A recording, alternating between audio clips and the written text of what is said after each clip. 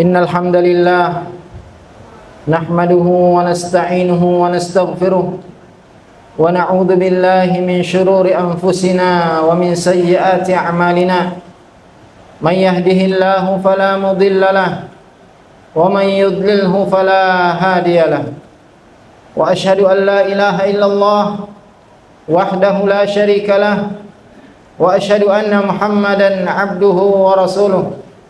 Allahumma salli wa sallim wa barik ala nabiyyina Muhammadin wa ala alihi wa sahbihi ajma'in. Qala ta'ala ya ayyuhalladzina amanu taqullaha haqqa tuqatih wa la tamutunna illa wa antum muslimun.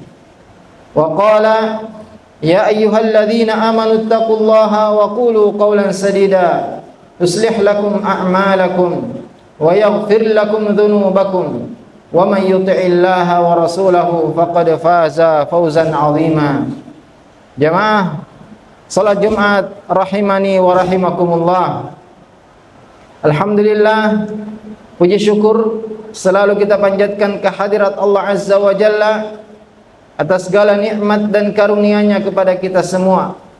Nikmat yang terbesar adalah nikmat iman dan nikmat Islam. Semoga Allah Subhanahu wa taala mematikan kita di atas dua nikmat ini.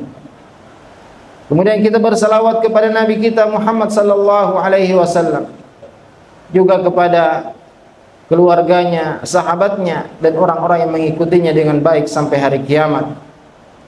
Terutama di hari Jumat, kita dianjurkan untuk berbanyak salawat kepada Nabi alaihi salatu wassalam. Dan barang siapa yang bersalawat untuknya 1 kali, maka Allah akan bersalawat untuknya 10 kali. Jamaah Jumat rahimani wa rahimakumullah. Mari kita berusaha untuk selalu meningkatkan kualitas ketakwaan kita kepada Allah Azza wa Jalla dengan melaksanakan perintah-perintahnya dan menjauhi larangan-larangannya. Dan ketahuilah jamaah Jumat bahwa di antara nikmat terbesar yang Allah karuniakan kepada kita semua adalah nikmat keturunan, nikmat putra dan putri yang soleh dan solehah. Inilah nikmat besar yang Allah Subhanahu wa taala berikan kepada kita, yang mana nikmat ini bisa kita rasakan di dunia dan di akhirat. Nabi alaihi salatu wasallam bersabda, "Idza matal insan inqata'a 'amaluhu illa min thalath." Jika seorang meninggal dunia, maka akan terputus amalannya kecuali dari 3 perkara.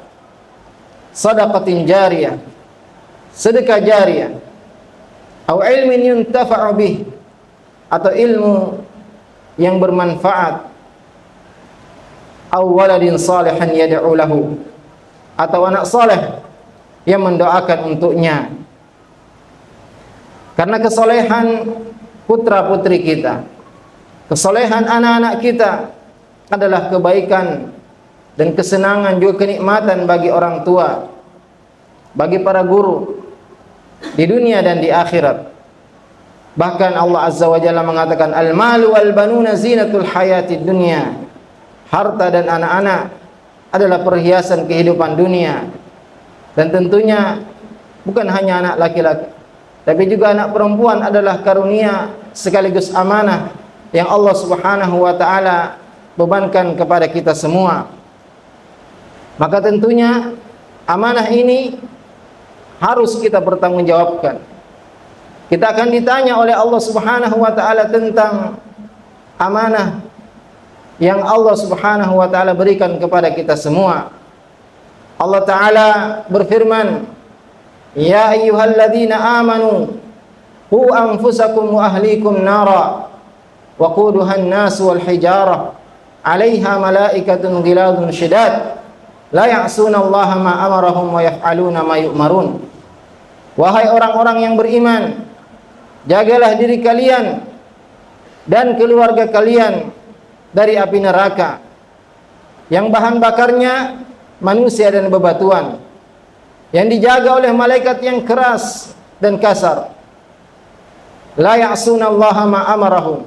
Mereka, para malaikat, tidak pernah bermaksiat, tidak pernah durhaka apa yang Allah perintahkan kepada mereka, dan mereka selalu mengerjakan apa yang diperintahkan. Kata sahabat Ali bin Abi Thalib radhiyallahu taala anhu tentang ayat tadi, "Allimuhum wa adibuhum." Ajarkan mereka ilmu pengetahuan dan ajarkan mereka adab-adab yang baik. Juga Nabi alaihi salatu wassalam mengingatkan kepada kita semua bahwasanya kita semua adalah pemimpin. Kita semua adalah orang-orang yang punya tanggung jawab, yang mana setiap orang yang diberi tanggung jawab pasti akan ditanya tentang kepemimpinannya, tentang tanggung jawab yang diberikan. Nabi alaihi salatu wasallam bersabda, "Kullukum ra'in wa kullukum mas'ulun an ra'iyati."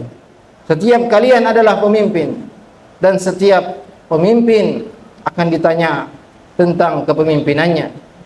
Juga dalam hadis lain, Nabi alaihi salatu wasallam bersabda, "Ma min 'abdin yastar'ihi Allahu ra'iyatan yamutu yawma yamutu wa huwa ghashun li ra'iyatihi illa harramallahu alaihi al-jannah." Tidaklah seorang hamba diberi tanggung jawab, kemudian dia meninggal dunia tapi dia ghashun li ra'iyatihi. Dia curang. Dia tidak melaksanakan amanahnya dengan baik, maka Allah akan mengharamkan surga atasnya.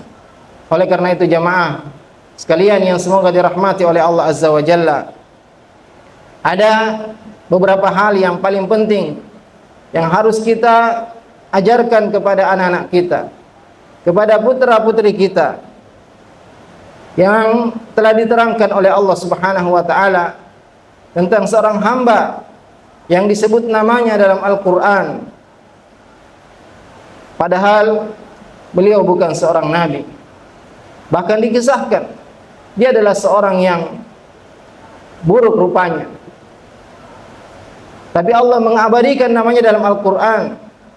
Wa idh qala Luqman li ibnihi, dan ketika Luqman berkata kepada anaknya, ya bunayya, wa huwa ya'idhuhu, ya bunayya la tusyrik billah, inna syirka la dzulmun 'adzim.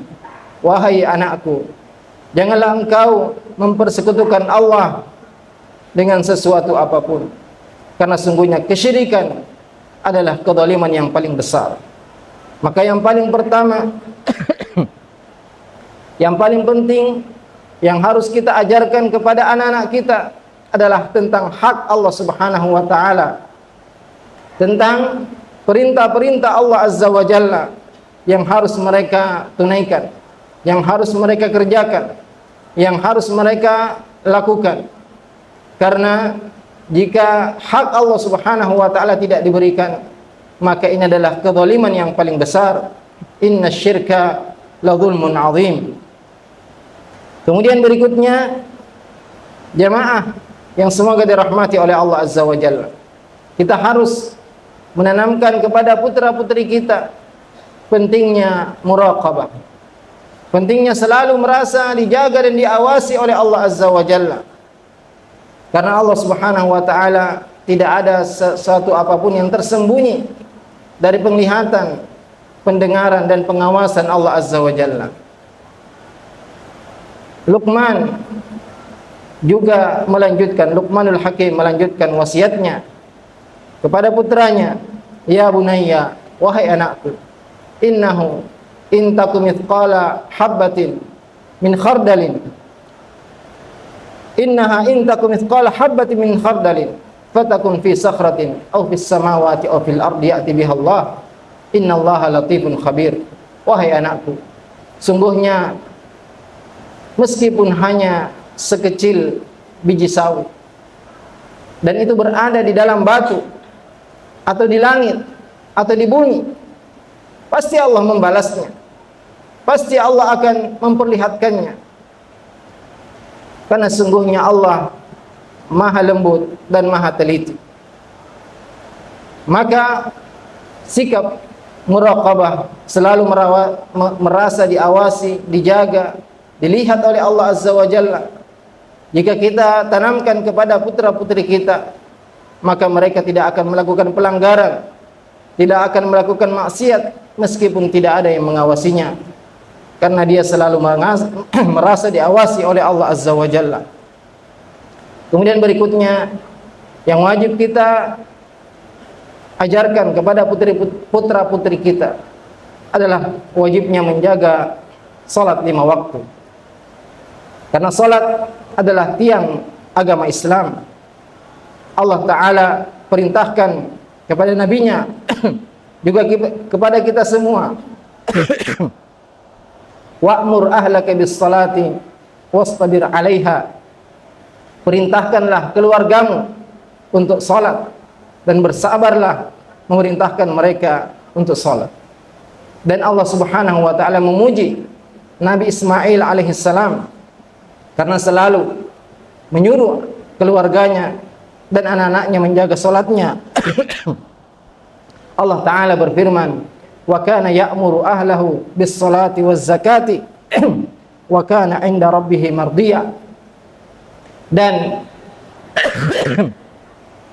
Nabi Ismail alaihissalam selalu menyuruh keluarganya untuk salat, dan dia dipuji dan dia adalah orang diridhoi oleh Allah Azza wa Jalla.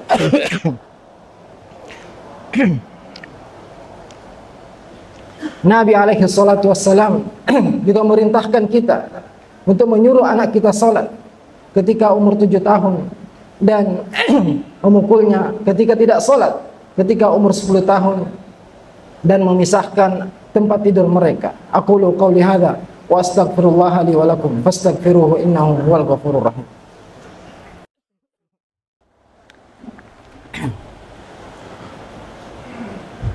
Alhamdulillahi ala ihsani wa syukru lahu ala taufiqihi wa amtinani wa asyhadu an la ilaha illallah ta'ziman li sya'ni wa asyhadu anna Muhammadan abduhu wa rasuluh ad-da'i ila ridwani. Ya ayyuhalladzina amanu taqullaha haqqa tuqatih wa la tamutunna illa wa antum muslimun. Di antara yang paling penting yang harus kita perhatikan ketika kita mendidik anak-anak kita, yaitu apa yang dilakukan oleh para anbiya, para nabi alaihi wassalatu wassalam. Mereka selalu berdoa untuk anak-anak mereka. Nabi Ibrahim alaihi salam berdoa kepada Allah azza wa jalla, Rabbi junubni wa baniya an na'budal asnam.